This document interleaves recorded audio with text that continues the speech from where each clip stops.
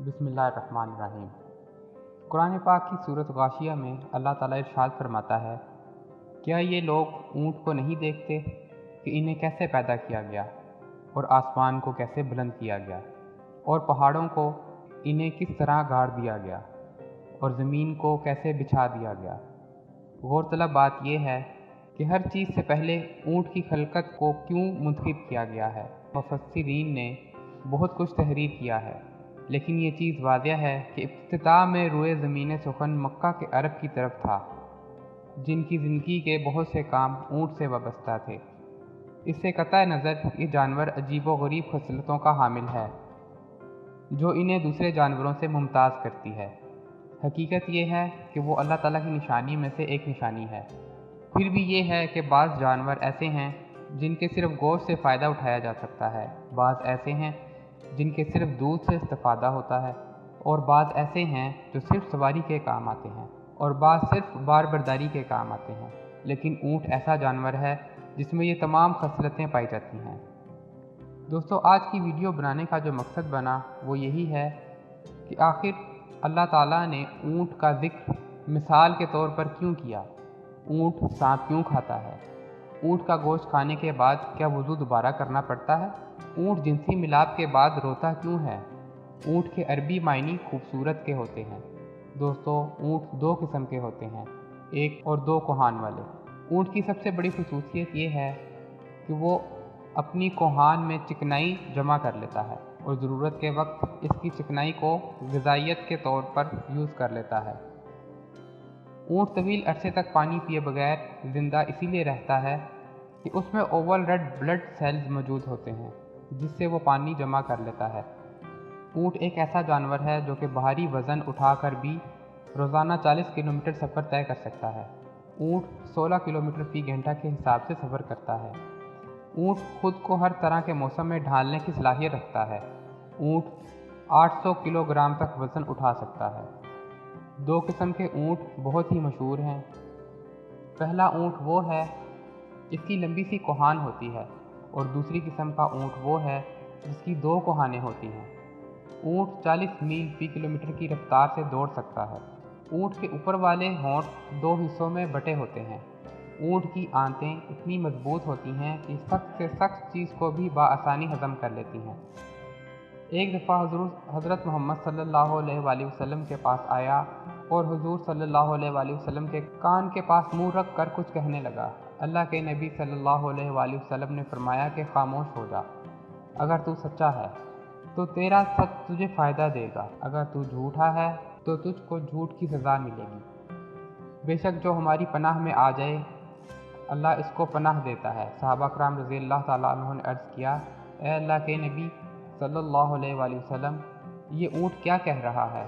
हुज़ूर सल्लल्लाहु अलैहि वसल्लम ने फरमाया, ये ऊँट ये बात कह रहा है कि मेरा मालिक मुझे ज़िबा करके मेरा गोश्त खाना चाहता है, इसलिए ये ऊँट मेरे पास भागता हुआ आया। इसका मालिक भी इसको पकड़ने के लिए आ गया।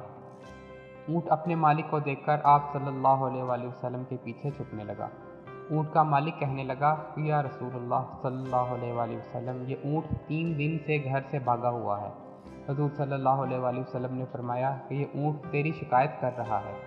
इस बंदे ने अर्ज़ किया, या रसूलुल्लाह सल्लल्लाहु अलैहि वसल्लम, ये ऊँट मेरी क्या शिकायत कर रहा है? आप सल्लल्लाहु अलैहि वसल्लम ने फरमाया कि ये कह रहा है कि मैं हर आसानी और मुश्किल के वक्त अपने मालिक का साथ देता हूँ। मैं गर्मियों और सर्दियों में मालिक की खिदमत करता रहता हूँ। अब ये मुझे ज़िबा करके खाना चाहता है। इस बंदे ने अर्ज़ किया, ए अल्लाह के नबी सल्लल्लाहु अलैहि वसल्लम, हम इस ऊँट को ज़िबा ना करेंगे और ना ही बेचेंगे। आप सल्लल्लाहु अलैहि वसल्लम ने इस ऊँट को 100 दिरहम में इस बंदे से ख़रीद कर आज़ाद कर दिया। इसके बाद ऊँट ने नबी अकरम सल्लल्लाहु अलैहि वसल्लम के पास जाकर आवाज़ निकाली। आप सल्लल्लाहु अलैहि वसल्लम ने फरमाया, आमीन। इस तरह ऊँट ने 4 बार आवाज़ें निकाली। 3 बार हुज़ूर सल्लल्लाहु अलैहि वसल्लम ने आमीन फरमाया और चौथी बार आप सल्लल्लाहु अलैहि वसल्लम गमगीन हो गए। सहाबा कराम रज़ी अल्लाह ताला अन्हुम ने अर्ज़ किया, ए अल्लाह के नबी सल्लल्लाहु अलैहि वसल्लम, ये ऊँट आपको क्या कह रहा है? आप सल्लल्लाहु अलैहि वसल्लम ने फरमाया कि इस ऊँट ने पहली बार ये कहा था कि अल्लाह ताला आप सल्लल्लाहु अलैहि वसल्लम को बेहतरीन अजर अता फरमाए। मैंने कहा आमीन। پھر اونٹ نے کہا اللہ تعالیٰ آپ صلی اللہ علیہ وآلہ وسلم کی امت کو خوف سے اس طرح دور فرما دے جس طرح آپ صلی اللہ علیہ وآلہ وسلم نے مجھ سے خوف کو دور فرما دیا ہے۔ تو میں نے کہا آمین۔ پھر اونٹ نے کہا کہ اللہ تعالیٰ آپ صلی اللہ علیہ وآلہ وسلم کو دشمنوں سے ایسے محفوظ رکھے جس طرح آپ صلی اللہ علیہ وآلہ وسلم نے مجھے میرے خوف سے محفوظ کر دیا۔ آپ صلی اللہ علیہ وآلہ وسلم نے پھر آمین فرمایا۔ پھر اس نے فرمایا کہ اللہ تعالیٰ اس کے درمیان جنگ و بدل پیدا نہ ہونے دے۔ یہ سن کر میرے آنسو نکل آئے۔ یہی دعائیں میں نے اپنے رب سے مانگی تھی۔ اللہ تعالیٰ نے تینوں دعائیں قبول کر لیں، لیکن آخری دعا قبول کرنے سے منع کر دیا۔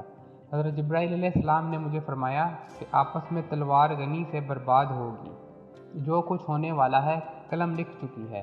ایک بار ایک صحابی حضور صلی اللہ علیہ وآلہ وسلم کے پاس آئے اور عرض کیا، یا رسول اللہ صلی اللہ علیہ وسلم، میں بکری کا گوشت کھانے کے بعد وضو کر لوں؟ آپ صلی اللہ علیہ وآلہ وسلم نے فرمایا کہ اگر دل چاہے تو کر لے، نہ چاہے تو نہ کر۔ پھر صحابہ رضی اللہ تعالیٰ نے عرض کیا کہ اے اللہ کے نبی، اگر میں اونٹ کا گوشت کھا لوں، اونٹ کے گوشت کھانے کے بعد وضو کر لوں؟ ہاں، اونٹ کے گوشت کھانے کے بعد وضو کرنا ہوگا۔ صحابہ کرام رضی اللہ تعالیٰ عنہ نے عرض کیا، میں بکریوں اور اونٹ کے بارے میں نماز ادا کر سکتا ہوں؟ آپ صلی اللہ علیہ وآلہ وسلم نے فرمایا کہ بکریوں کے بارے میں نماز ادا کر سکتے ہو، لیکن اونٹ کے بارے میں نماز ادا نہیں کر سکتے۔ اونٹ کا گوشت کھانے کے بعد وضو کرنا لازم ہے۔ دوستو، یہاں پر قابل ذکر بات یہ ہے کہ اونٹ کو انوکھی بیماری لگتی ہے جس کے علاج کے لیے اس کو سانپ کھانا پڑتا ہے۔ اس بیماری کا نام ہیام ہے۔ یہ بیماری لگتے ہی اونٹ کھانا پینا چھوڑ دیتا ہے اور مرنے تک مشرق سے مغرب تک سورج کو ہی دیکھتا رہتا ہے۔ اس بیماری کے علاج کے لیے اونٹ زندہ سانپ ڈھونڈ کر کھا جاتا ہے، جس کے زہر سے اس کو شدید پیاس لگتی رہتی ہے، جس کی وجہ سے وہ شدید پانی پیتا رہتا ہے اور اس کی آنکھوں سے آنسو بھی مسلسل جاری رہتے ہیں۔ ان آنسوؤں کو مختلف بیماریوں کے علاج کے لیے استعمال کیا جاتا ہے، کیونکہ یہ سانپ کے زہر کی وجہ سے نکلتے ہیں۔ سانپ کھانے کے بعد زیادہ پانی پینے اور آنسوؤں کے آنے کے بعد ہیام بیماری ختم ہو جاتی ہے۔ دوستو، آخر میں آپ کو بتاتے چلیں کہ اگر آپ کے معدے کی جلن، تیزابیت، نمونیا اور مختلف بیماریوں سے بچنا چاہتے ہیں، آج ہی اونٹ کا گوشت ہفتے میں ایک دفعہ ضرور کھانا شروع کر دیں۔